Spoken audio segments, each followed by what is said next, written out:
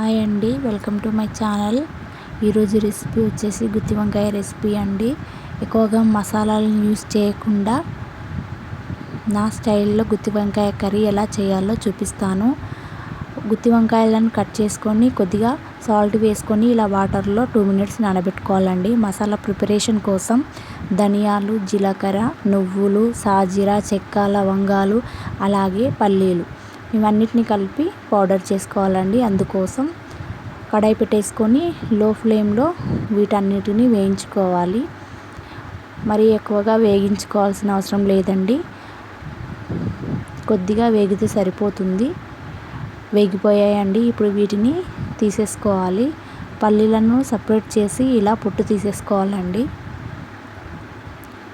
ఇవి రెండింటిని కలిపి పేస్ట్లా చేసుకోవాలి. ఇప్పుడు అలాగే ఒక పెద్ద సైజు టమాటాను, చిన్న సైజ్ ఉల్లిపాయ ముక్కను ఇలా కట్ చేసుకొని పేస్ట్లా చేసుకోవాలండి. మరీ ఎక్కువగా పేస్ట్లా చేసుకున్న అవసరం లేదు, కచ్చా పచ్చాగా చేసుకున్నా సరిపోతుంది. ఇప్పుడు ఇందులోకి టేస్ట్కి తగ్గట్టు కారం 2 tablespoon, అలాగే రుచికి తగ్గట్టు సాల్ట్, కొద్దిగా పసుపు, 1 చెంచా అల్లం వెల్లుల్లి పేస్ట్ అండి. వీటన్నిటిని బాగా మిక్స్ చేసుకోవాలి. ఇప్పుడు ఈ పేస్ట్ని గుత్తి వంకాయల మధ్యలో ఫిల్ చేసుకోవాలండి. నేను చూపించిన విధంగా అన్ని వంకాయలకు ఇదే విధంగా మధ్యలో ఫిల్ చేసుకోవాలండి. ఇలా ఒక 2 minutes పక్కన పెట్టేసుకోవాలి. కడాయి పెట్టేసుకొని ఆయిల్ వేసుకోవాలండి. ఆయిల్ హీట్ అవ్వగానే సాజీరా, చెక్క వేసుకొని చిటపటలాడనివ్వాలి. అలాగే 2 రెమ్మల కరివేపాకు వేసుకొని చిటపటలాడనివ్వాలండి. కరివేపాకు కూడా బాగా వేగిపోయిందండి. చూడండి, బాగా వేగిపోయింది. ఇప్పుడు ఇందులో గుత్తి వంకాయలను ఒక్కొక్కటిగా అన్నిటినీ వేసుకోవాలండి. అన్నిటిని వేసేసానండి లో ఫ్లేమ్లోనే. ఇప్పుడు మిగిలిన పేస్ట్ని కూడా ఇందులో వేసేసుకోవాలండి.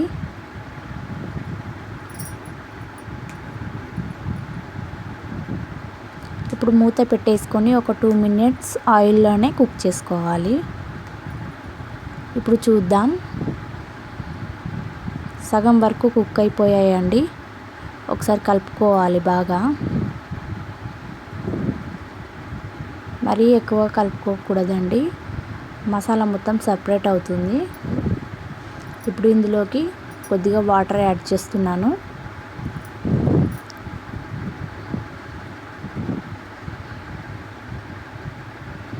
ఆయిల్ ఆల్రెడీ సపరేట్ అవుతుందండి, ఇంకొంచెము ఉడకాలి. ఓకే అండి, ఆల్మోస్ట్ ఉడికిపోయింది.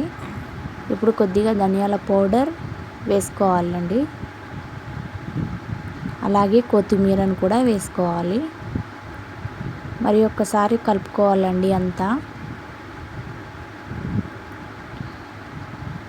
అంతే అండి, నా స్టైల్లో సింపుల్గా గుత్తి వంకాయ కర్రీ. వీడియో ఫస్ట్ టైం చూస్తున్న వాళ్ళైతే ఛానల్ని సబ్స్క్రైబ్ చేసుకోండి. అలాగే